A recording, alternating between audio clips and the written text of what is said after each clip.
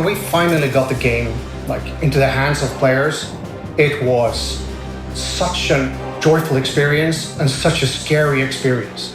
Players were eager for more content, more replayability, more endgame, if you so want to say. The overall feel of the game is something, it's not fixed. It's something that continuously will be added on and tweaked and changed as we go along, like building the product together with you. And for Creeping Winter, the DLC, we have two pretty cool things that we'll add to the game. The first one is merchants. We'll have a lot more merchants in the camp for the player to discover, and there they can purchase or gamble to get new exciting treasure. We also have a feature called Daily Trials, and it's literally what it sounds like.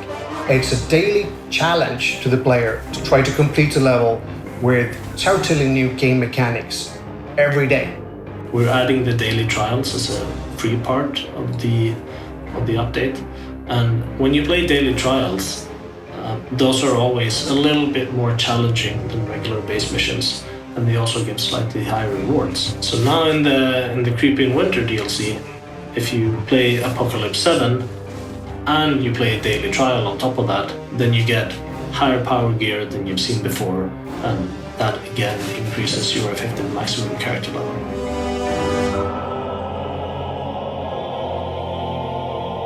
It's really important to offer both paid and free DLC content to everyone. Like, the paid content is, think of it as a bite-sized chunk of a biome. It has a narrative, a little story, it has new exciting mobs, and a lot of carefully designed and hidden secrets for you to discover, etc.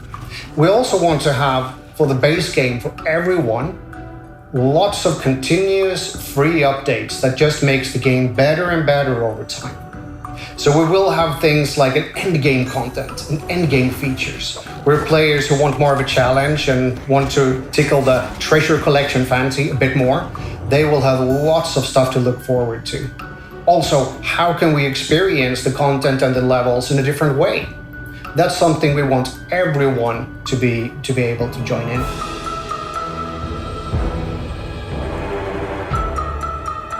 Well, the first biome was a jungle. We thought that we needed some contrast to that. So the second one is a winter biome, of course. It was a fun process going from humidity to snow. In the Creeping Winter DLC, we've introduced this mechanic where you slide around on the ice as you walk on it. That can take fights that we have in the base game and make them feel really interesting and different from what they do normally.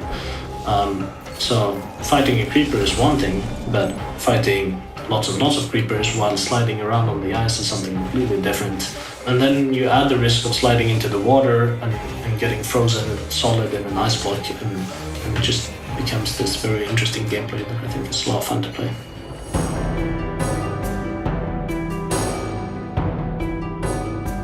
In the paid DLC with the Creeping Winter, there's both melee, armor, ranged, and an artifact that you can find that are exclusive to that DLC.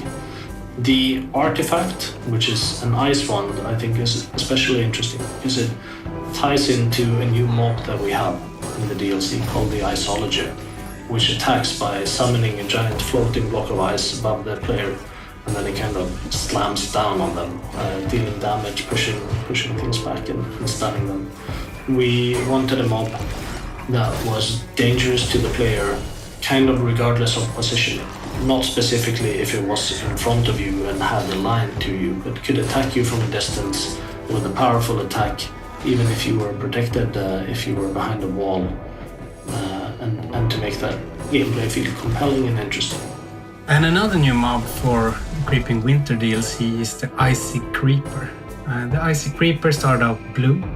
When we experimented, we wanted to fit the overall wintry biome, but it quickly turned green again because we didn't want to change an iconic mob like that. But we added some snow particles around it, and the explosion is totally different.